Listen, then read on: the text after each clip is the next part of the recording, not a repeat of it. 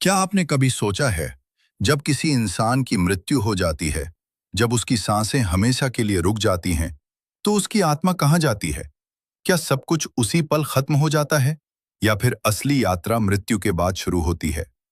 गरुड़ पुराण में इस रहस्य को बहुत गहराई से बताया गया है।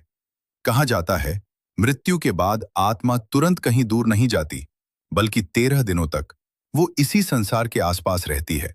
और इन 13 दिनों में आत्मा के साथ ऐसी घटनाएं होती हैं जिनके बारे में सुनकर किसी का भी दिल कांप सकता है।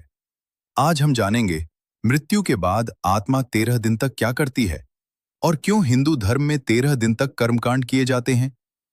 मृत्यु का पहला क्षण, जब किसी व्यक्ति की अंतिम सांस निकलती है, उसी पल शरीर और आत्मा का संबंध टूट जाता है। शरीर वहीं रह जाता है, लेकिन आत्मा धीरे धीरे शरीर से बाहर निकलती है। गरुड़ पुराण के अनुसार उस समय आत्मा को समझ ही नहीं आता कि उसके साथ क्या हो गया है।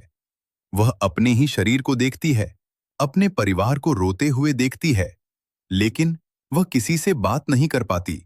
वह चिल्लाती है, समझाने की कोशिश करती है, पर कोई उसे सुन नहीं सकता।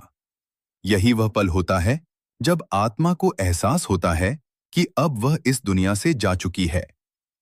पहले 3 दिन का रहस्य गरुड़ पुराण कहता है, मृत्यु के बाद पहले 3 दिन आत्मा अपने घर के आसपास ही रहती है। वह अपने परिवार को देखती रहती है, उनके दुख को महसूस करती है। कई बार आत्मा को अपने अधूरे काम याद आते हैं।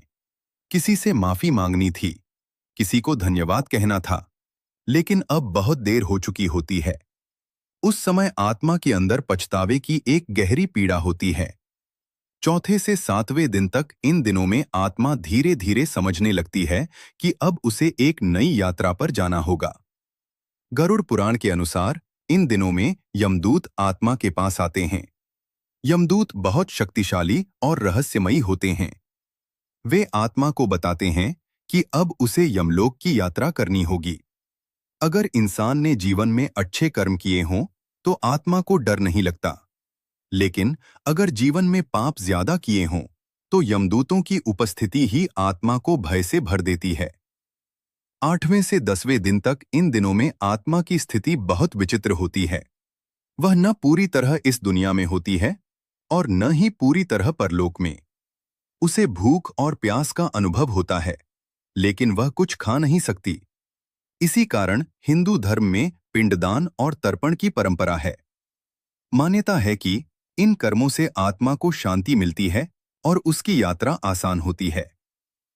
11वां और 12वां दिन, ये दिन बहुत महत्वपूर्ण माने जाते हैं।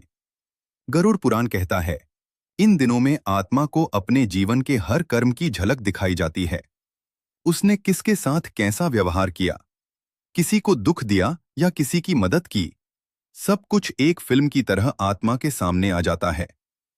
उस समय आत्मा को समझ आता है कि हर कर्म का फल एक दिन जरूर मिलता है। 13वां दिन, सबसे बड़ा मोड़।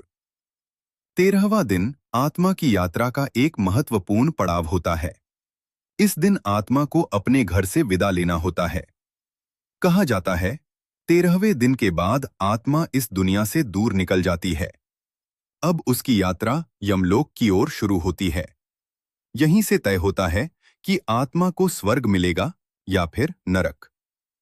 एक गहरी सीख, गरुड़ पुराण की ये कथा हमें डराने के लिए नहीं है, बल्कि हमें यह याद दिलाने के लिए है कि हर कर्म का हिसाब होता है। हम जो भी करते हैं, एक दिन उसी का परिणाम हमें मिलता है। इसलिए जीवन में सत्य, दया और अच्छे कर्म करना ही सबसे बड़ा धर्म माना गया है। क्योंकि मृत्यु के बाद भी आत्मा की यात्रा समाप्त नहीं होती, वह केवल एक नई शुरुआत होती है।